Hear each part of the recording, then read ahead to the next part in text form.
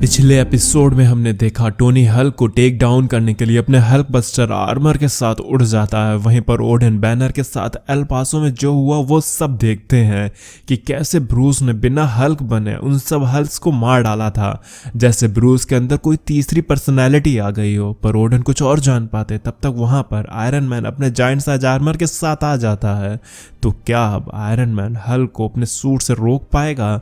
आज की वीडियो में हम यही जानेंगे। तो अब आगे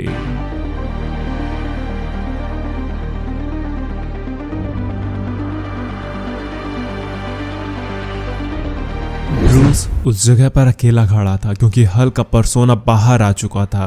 ब्रूस जलते हुए उस वर्ल्ड की गर्मी को फील कर सकता था क्योंकि वो जानता था कि उसकी वजह से अब कौन सा मॉन्स्टर अनलीश हो चुका है। उसे पता था कि इस आग की तपिश में वो सब जलकर खाक हो जाएंगे। वहीं आयरन मैन अपने आर्मर के साथ हल्क पर हमला कर रहा था। ये बैटल इतनी तगड़ी थी कि सदियों में पहली बार इस ब्लैक हैंड ऑफ गॉड को खाली करवा लिया गया था।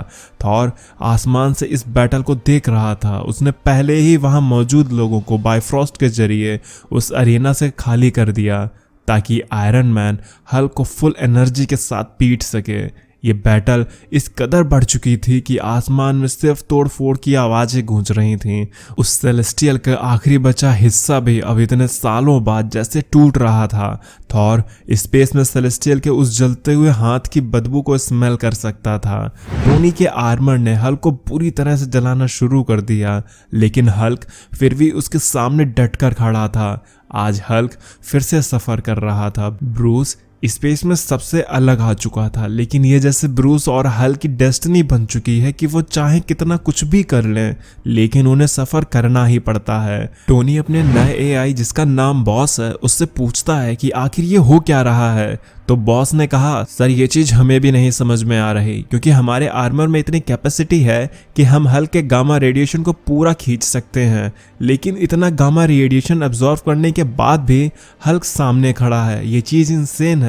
तो गाइज, टोनी का प्लान हल्क को हराना नहीं था बल्कि उससे उसके गामा रेडिएशन को अलग करना था। लेकिन अंदर खड़ा ब्रूस इस चीज को जानता था। थॉर भी अब समझ चुका था कि ये ऐसे नहीं खत्म होगा, लेकिन तभी हल्क की आंखें ब्लैक हो जाती हैं जैसे ब्रूस की आंखें एल पासो में हुई थीं। और तभी हल्क अपने मुंह से एनर्जी ब्लास्ट करता है। ये सच में इंसेन था क्योंकि हल्क को कभी लोगों ने मुंह से एनर्जी बीम फेंकते नहीं देखा था। आयरन मैन दूर जाकर गिरता है। टोनी खुद को संभालने की कोशिश करता, लेकिन तभी एक और बार टोनी के आर्मर पर होता है। ये म्योनिर था। बॉस बताता है कि आर्मर को काफी नुकसान हुआ है। टोनी उस आर्मर के अंदर होते हुए भी घायल हो चुका था। उसने खुद को संभालते हुए कहा, शुक्रिया बॉस, मुझे तो यह पता ही नहीं था। What the hell is this? Banner, तुम कब से इतने स्ट्रांग हो गए हो? लेकिन तभी आयरन मैन के सामने कोई आ जाता है। बॉस बताता है कि सर आपकी मल्टीपल रिब्स टूट चुकी हैं और आपके कॉलर बोन में भी फ्रैक्चर हुआ है, इसलिए आर्मर को सेल्फ हीलिंग पर डाला जा रहा है और इस आर्मर को अब मैं कंट्रोल में लेता हूँ। टोनी ने कहा, नहीं नहीं नहीं, मुझे अभी इसकी ज़रूरत है। लेकिन आखिर ये है कौन? तब उस धुएं में से थॉर सामने आता है। थॉर ने कहा, टोनी अगर तुम मुझे सुन सकते हो तो तुम अब कुछ भी नहीं करोगे, आगे जो कुछ भी होगा वो मैं करूंगा। टोनी ने कहा, हे बड़ी, मैं हूं टोनी, अवेंजर, तुम्हारा दोस्त। तो तुम मुझे म्योनिर से मारने की कोशिश क्यों की? तुम्हारे साथ दिक्कत क्या है? थॉर ने कहा, मुझे माफ करना माय ओल्ड फ्रेंड, लेकिन ये मेरा हैमर थोड़ा जिद्दी हो गया है, बुढ़ा गया है ना, ये अब बस अपने मन की कर रहा है। टोनी ने कहा, तुम अपने इस हैमर का गाना कब तक गाते रहोगे? मुझे तो लगता था कि हमने पिछली बार उस हैमर लेडी को हरा दिया था, पर ये सब अब फिर से क्यों? तो ओडिन थॉर से कहते हैं, तुम उसे बता क्यों नहीं देते कि ये अब मैं हूं? क्या पता वो ये बात समझ सके कि हल्क किसी और के कंट्रोल में है। लेकिन थॉर ओडिन की बात को इग्नोर करते हुए कहता है, मैं जानता हूं टोनी, ये सब कुछ काफी अजीब है, लेकिन हम आपको फिर कभी इसके बारे में बताएंगे। फिलहाल मैं तुमसे यही कहूंगा कि तुम इन सब चीजों से दूर हो जाओ। तो ओडिन कहते हैं, फॉर बोरिस शेख, थॉर तुम अपने पीछे देखो। और अगले ही पल हल्क थॉर के ऊपर लैंड होता है। हल्क चिल्लाता है, बैनर। टोनी भी हल्क को इतनी रेज में देखकर कहता है कमॉन कमॉन कमॉन, जल्दी से हो जाओ। और हल्क को एक जबरदस्त मुक्का मारता है जिससे हल्क दूर जा गिरता है। अंदर से बैनर चिल्ला रहा होता है कि तुम लोग ये समझ क्यों नहीं रहे हो कि वो ये नहीं जानता कि ये सिमुलेशन है, वो तुम सबको मार देगा। हल्क ये नहीं समझ रहा है कि ये सब रियल है, वो होल्ड बैक नहीं करेगा। तभी हल्क की आंखें भी ब्लैक के साथ गोल्डन ग्लो होने लगती हैं। टोनी अपना पंच रेडी करते हुए हल्क से कहता है आजा मुन्ना आजा, और टोनी लेजर बीम से हल्क पर अटैक कर देता है। वहीं ओडेन थॉर से कहते हैं तुम ये सब समझ क्यों नहीं रहे हो बेटे कि हल्क को हमारी जरूरत है, और इतना कहकर म्योनिर वहां से उड़ जाता है। वहीं हल्क टोनी के आर्मर के रिपल्सर ब्लास्ट को ही डिस्ट्रॉय कर देता है। टोनी कहता है थॉर मेरी मदद करो। तभी हल्क पीछे से पलट के देखता है तो म्योनिर उसके ही पास आ रहा था। हल्क को लगा कि वो वर्दी है। उसने कहा हल्क वर्दी।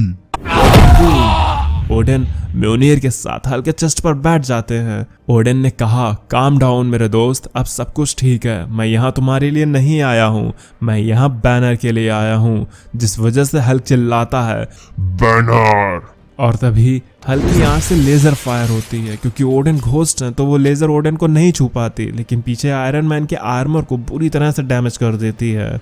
और अब तो ये और भी ज्यादा इंसेन हो चुका था क्योंकि हल्क अब तो अपनी आंखों से भी लेजर फायर कर रहा था। टोनी ने कहा आज और कितने अजूबे देखने को मिलेंगे। पहले उसने मुंह से लेजर मारी और अब आंख से लेजर फेंक रहा है।